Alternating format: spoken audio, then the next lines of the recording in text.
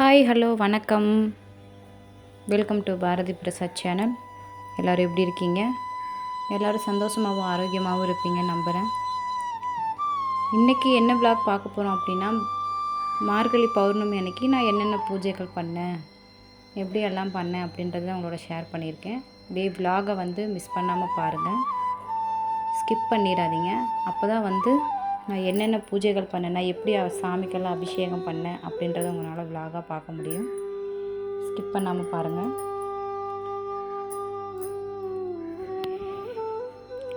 மார்கழி பௌர்ணமி இல்லையா, 2 நாளைக்கு முன்னாடி தான் வந்துச்சு. நான் விளாக் பார்த்திங்கன்னா இன்றைக்கி தான் நான் போஸ்ட் பண்ணுறேன். இன்றைக்கி தான் நான் வாய்ஸ் ஓவரும் கொடுக்குறேன். என்ன ரீசன்னு பார்த்திங்கன்னா, வீடு க்ளீனிங் ஒர்க் போயிட்டுருக்கு. இன்னொன்று பார்த்திங்கன்னா, பசங்களுக்கும் ஸ்கூல் ஓப்பன் ஆயாச்சு. அதனால் டைம் இல்லாமல் சரி இன்றைக்கி ஃப்ரீயாக இருக்கும், சரி இன்றைக்கி விளாக் கொடுத்துர்லாம் அப்படின்னு சொல்லிட்டு தான் இன்றைக்கி விளாக் போட்டிருக்கேன். பாருங்கள். ஃபஸ்ட்டு நம்ம நிலைவாசல் அலங்காரம் பண்ணிக்கலாம். ஏன்னு கேட்டிங்கன்னா, நம்மளுடைய குலதெய்வம் எல்லாமே நல்லது கெட்டது எல்லாமே பார்த்திங்கன்னா நம்ம நிலைப்படி எல்லாருமே தவறாமல் மார்கழி மாதத்தில் பிரம்ம முகூர்த்த பூஜை பண்ண ஆரம்பிச்சிருக்கீங்க. அதனால் அதை நல்லபடியாக பார்த்துட்ருக்கேன். நிறையா பேர் வீடியோஸ் பண்ணாமையும் பண்ணிகிட்ருக்கீங்க. ரொம்ப ரொம்ப நல்லது. ஒரு சிஸ்டருக்கு நான் ஒரு ரெக்வெஸ்ட் பண்ணணும். எல்லா நாளுமே ஸ்கிப் பண்ணாமல் பாருங்கள். சுதாஸ்ரீ சிஸ்டர் ரொம்ப ரொம்ப நல்லது. நீங்கள் ட்ரெஸ் மூட்டை மேக்கிங் பண்ண சொல்லி கேட்டிருந்தீங்க. சும்மா பார்த்திங்கன்னா அதே விளாகை கொடுக்க முடியாது இல்லையா. உங்களுக்கு விளாக் பார்க்கணுன்னு தோணுச்சு அப்படின்னா நீங்கள் ஃபஸ்ட்டே நீங்கள் கேட்ட மாதிரி விளாக் கொடுத்துருக்கேன். அதை நீங்கள் பாருங்கள். சிஸ்டர், இன்னொன்று பார்த்தீங்கன்னா நீங்கள் பிளாக்மெயில் பண்ணுற மாதிரி பண்ணிகிட்ருக்கீங்க. என்னடா இந்த மாதிரி சொல்கிறாங்களேன்னு நினைக்காதீங்க. உங்களுக்கு பிடிச்ச மாதிரி நான் டெய்லியும் ட்ரெஸ் மூத்தை பேக் பண்ணி நான் உங்களுக்கு காமிச்சிட்டு திருப்பி அன்பேக் பண்ணுறதையும் காமிச்சிட்டு இருந்தேன் அப்படின்னா நீங்கள் சேனலை சப்ஸ்கிரைப் பண்ணுறீங்க. இல்லை அப்படின்னா நீங்கள் அன்சப்ஸ்கிரைப் பண்ணிடுறீங்க. இது பார்த்தீங்க அப்படின்னா நீங்கள் மெசேஜ் நிறைய போட்டிங்க இல்லையா, கூட பிறக்காத அக்கா அப்படி இப்படின்னு சொல்லி போட்டிருந்தீங்க. நீங்கள் இப்படி பண்ணக்கூடாது சிஸ்டர். அது ரொம்ப சங்கடமாக இருக்குது. ஏன்னா திருப்பி ஒரே விளாகை கொடுக்க முடியாது இல்லையா, சேனலுக்கு க்ரோத் கிடைக்காது. இன்னொன்று பார்த்தீங்கன்னா இவங்க எப்போ பார்த்தாலும் இதையே தான் போடுவாங்க அப்படின்னு சொல்லிட்டு சப்ஸ்கிரைப் பண்ணியிருக்கிற நம்ம மக்களும் அன்சப்ஸ்கிரைப் பண்ணுறதுக்கு நிறைய சான்சஸ் இருக்குது. உங்களுக்கு நான் அந்த விளாகை நீங்கள் பார்த்துக்கிட்டே இருக்கணும் அப்படின்னா நம்ம சேனலுக்குள்ளே போனீங்கன்னா அந்த விளாக் இருக்குது, நீங்கள் பாருங்கள். நீங்கள் பண்ணது உண்மையாலுமே ரொம்ப சங்கடமாக தான் இருக்குது. ஏன்னா இப்போ நான் உங்களுக்காக நான் திருப்பி எல்லாத்தையுமே பீரோவிலேருந்து எடுத்து வெளியில் வச்சுட்டு நான் திருப்பியும் அதை உள்ளே வைக்கணும் அப்படிங்கும்போது ரொம்ப கஷ்டமாயிடும். ஏன்னா இப்போ ஸ்கூல் ஓப்பன் ஆயாச்சு, பசங்களையும் நான் கூட்டிகிட்டு வரணும், திருப்பி நைட்டுக்கு எல்லா வேலையிலும் பண்ணணும், அவங்களுக்கு ஹோம்ஒர்க் பண்ணணும். அப்படி இருக்கும்போது நான் அதே விளாகை பண்ணிகிட்ருக்க முடியாது இல்லையா. ஏன்னா இப்போ பொங்கல் க்ளீனிங்க்கும் போயிட்டுருக்கு. எங்கள் வீட்டில் பார்த்தீங்கன்னா நான் ஒரு ஆள் தான், நான் மட்டும்தான் எல்லா க்ளீனிங் விளாகும் பண்ணுவேன். எல்லா க்ளீனிங்குமே நான் ஒருத்தி தான் பண்ணணும். ஏன்னா வீட்டில் யாருமே ஹெல்ப்புக்கும் கிடையாது, ஹெல்ப் பண்ணவும் மாட்டாங்க. அதனால் முடிஞ்ச வரைக்கும் அந்த விளாகை என்னால் இப்போதைக்கு என்னால் கொடுக்க முடியாது சிஸ்டர். உங்களுக்கு இப்போவே அவசரமாக பார்க்கணும் அப்படின்னீங்கன்னா நீங்கள் ஃபஸ்ட்டே நீங்கள் சொன்ன மாதிரி விளாக் கொடுத்துருக்கேன், அதை போய் பாருங்கள். Thank you Sudhasri sister. ஓகே, நம்ம வீடியோக்குள்ளே போகலாமா? என்னடா விளாகில் எடுத்து ஸ்டார்டிங்லேயே அவங்களுக்காக மெசேஜ் போட்டாங்கன்னு நினைக்காதீங்க. இந்த பூஜைகள் பார்த்திங்கன்னா நான் எப்படி பண்ணியிருக்கேன் அப்படின்றத பற்றி தான். இன்னொன்று பார்த்திங்கன்னா பிரம்ம முகூர்த்த நேரத்தில் எல்லாருமே எந்திரிக்கணும் அப்படின்னு ஆசைப்படுவோம். ஆனால் குளிரில் எந்திரிக்கணுமா அப்படின்றது ஒரு கேள்விக்குறியாகவும் இருக்கும். ஆனால் கண்டிப்பாக எந்திரிங்க. இந்த பிரம்ம முகூர்த்தத்தில் நான் சக்ஸஸ் பண்ணது பார்த்திங்கன்னா ரெகுலராக எந்திரிச்சு பூஜை பண்ணுறதா என்னோடய வேண்டுதலாகவே இருந்துச்சு. அது கண்டிப்பாக நடந்துச்சு. நீங்களே விளாக்ஸ் எல்லாம் பார்த்திங்கன்னா தெரியும், ஷார்ட்ஸ் வீடியோஸில் கொடுத்துருப்பேன். ஒரு 2 நாள் 3 நாள் கஷ்டமாக இருந்துச்சு. அதுக்கப்புறம் பார்த்திங்க அப்படின்னா இந்த பிரபஞ்சமே நம்மளை எழுப்புற மாதிரி இருக்கும். பிரபஞ்சமே நம்ம கூட பேசும்.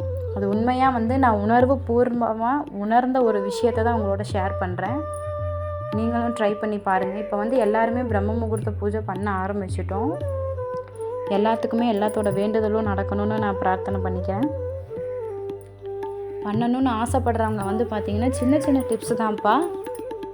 நீங்கள் பார்த்திங்கன்னா ரொம்ப அதிகாலையிலேயே எழுந்திரிச்சு வாசலுக்கு வந்து கோலமெல்லாம் போட்டுட்டு பண்ணணுன்ற அவசியம் கிடையாது.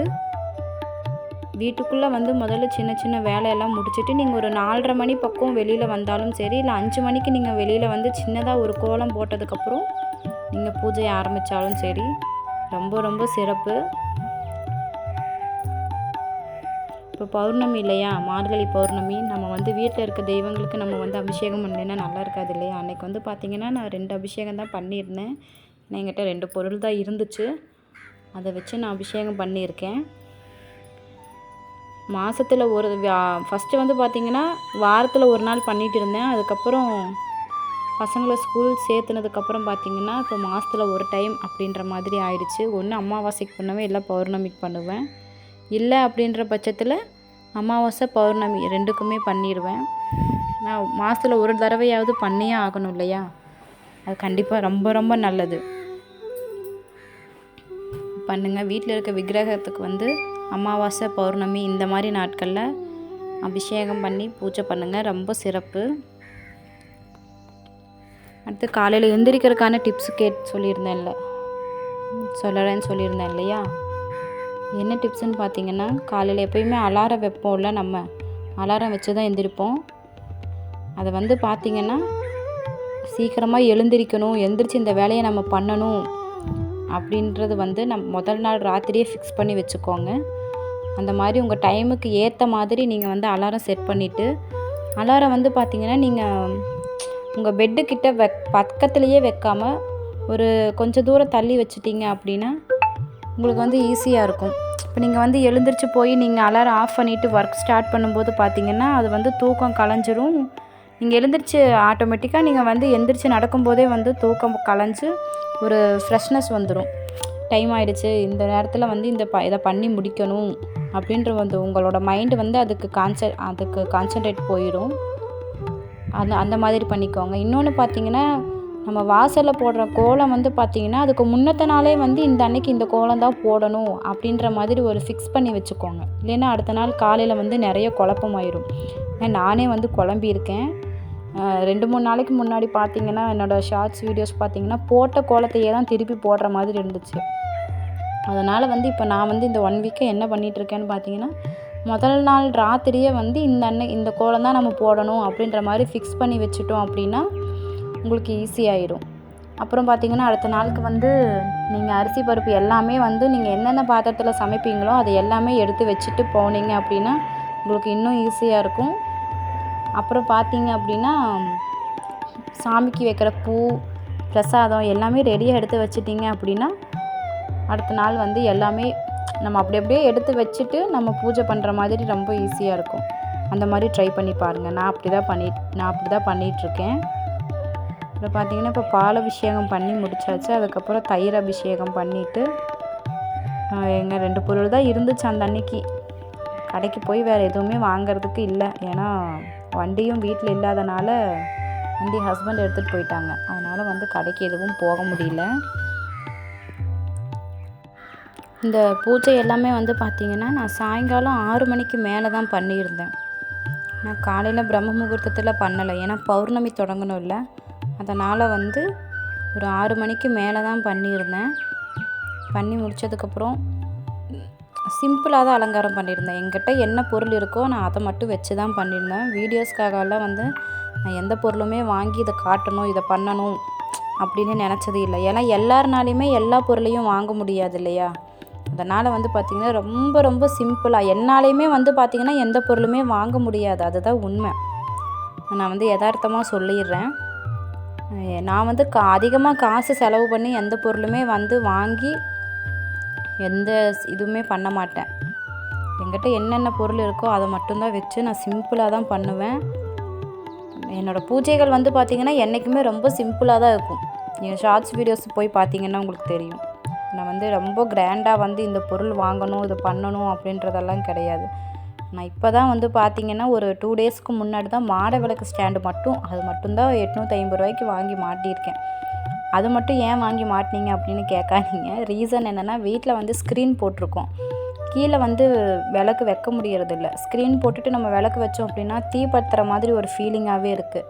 அதனால் வந்து மாட விளக்கு ஸ்டாண்டு மட்டும் வாங்கி மாட்டியிருக்கேன்.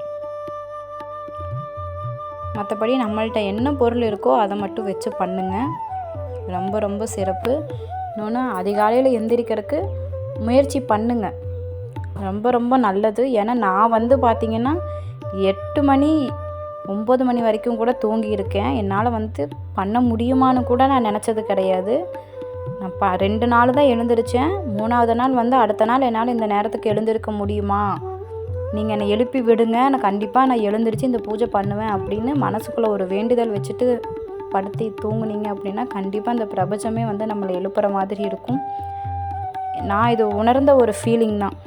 என்னால் வந்து பார்த்திங்கன்னா இப்போ ஒரு 5 மணிக்கு மேலே காலையிலலாம் என்னால் தூங்கவே முடியறதில்ல. அது சாட்டர்டேவாக இருந்தாலும் சரி, சண்டேவாக இருந்தாலும் சரி, பசங்களுக்கு ஸ்கூல் லீவ் விட்டுருந்தாலும் சரி, விடலைனாலும் சரி, என்னால் வந்து காலையில் 5 மணிக்கு மேலே தூங்கவே முடியாது. 4 மணிக்கே நான் எழுந்திரிச்சிருவேன். என்னோடய வீடியோஸில் போய் பார்த்திங்கன்னா தெரியும், நான் உங்களுக்கு டைமிங்கும் காமிச்சிருப்பேன். பாருங்கள், முயற்சி பண்ணுங்கள். பெண்கள் நினச்சா வந்து குடிசையையும் வந்து மாளிகையாக்கலாம். அது வந்து இந்த பிரபஞ்சத்தோட சம்மந்தப்பட்டு இருக்குது. முயற்சி பண்ணுங்கள். கண்டிப்பாக ரொம்ப ரொம்ப நல்லது. பிரம்ம முகூர்த்த பூஜை பண்ணுறது வந்து பார்த்திங்கன்னா நம்மளுடைய அடுத்த சன்னதிகர்கள் வந்து நல்லபடியாகவும் இருப்பாங்க, நம்மளும் நல்லா இருப்போம், நம்மளுடைய வாழ்க்கை தரமும் உயரும். எல்லாருமே பண்ணுங்கள். முடிஞ்ச வரைக்கும் காலையில் 5:30 மணிக்குள்ளே தீபம் போட பாருங்கள். இனி ஒன்று பார்த்தீங்க அப்படின்னா, நீங்கள் காலையில் எழுந்திரிச்சு உங்களோட வேலைகள் பண்ணும்போது பார்த்தீங்கன்னா சீக்கிரமாகவே வந்து நம்மளுடைய வேலைகள் எல்லாம் முடிஞ்சு நிறைய ஃப்ரீ டைம் கிடைக்கும். இல்லைன்னா காலையில் லேட்டாக எழுந்திரிச்சோம் அப்படின்னா ரொம்ப அவசரப்பட்டு ஒரு வேலையும் வந்து பண்ணுற மாதிரி இருக்கும். காலையில் நேரமாக எழுந்திரிச்சு சமைக்கிறதுக்கு முன்னாடி தான் நம்ம பிரம்ம முகூர்த்த பூஜை பண்ண போகிறோம். அதை வந்து முயற்சி பண்ணி பாருங்கள். ரொம்ப ரொம்ப நல்லாயிருக்கும். ரொம்ப ரொம்ப நல்லதும் கூட நம்மளுடைய வாழ்க்கைக்கு. அதனால் மறக்காமல் பிரம்ம முகூர்த்த பூஜை பண்ணுறதுக்கு முயற்சி பண்ணுங்கள். நீங்கள் வந்து கண்டிப்பாக வந்து பண்ணியே ஆகணும் அப்படின்னு வைராக்கியம் இருக்கும், எல்லாத்துக்கும் இருக்கும். நீங்கள் வந்து ஒரு நாள் எந்திரிச்சா அடுத்த நாள் திருப்பி தூங்க போகும்போது மனசுக்குள்ளே ஒரு 10 வாட்டி சொல்லிட்டு தூங்குங்க. கண்டிப்பாக வந்து நல்லதே நடக்கும். அடுத்த நாளும் உங்களால் எந்திரிக்க முடியும், எந்திரிச்சு பூஜை பண்ண முடியும். இந்த vlog வந்து எல்லாத்துக்கும் பிடிச்சிருக்குன்னு நினைக்கிறேன். நம்ம சேனலுக்கு சப்போர்ட் பண்ணுங்கள். நிறைய பேர் வீடியோஸ் பார்க்குறீங்க, லைக்ஸ் கமெண்ட்ஸ் பண்ண மாட்டேன்றீங்க. பண்ணுங்கள். எங்களை மாதிரி சின்ன சின்ன சேனலுக்கு சப்போர்ட் பண்ணுங்கள்.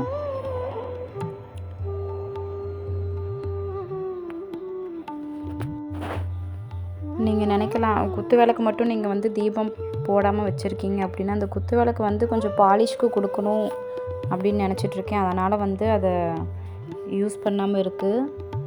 நான் பாலிஷ் பண்ணிவிட்டு உங்களுக்கு நான் விலாக் கொடுக்குறேன், பாருங்கள். எல்லாமே தீப ஆராதனை எடுத்துக்கோங்க. கண்டிப்பாக எல்லோரும் நல்லா இருப்போம். நம்ம சேனலுக்கு சப்போர்ட் பண்ணுங்கள், லைக் பண்ணுங்கள், கமெண்ட் பண்ணுங்கள், ஷேர் பண்ணுங்கள். Thank you friends.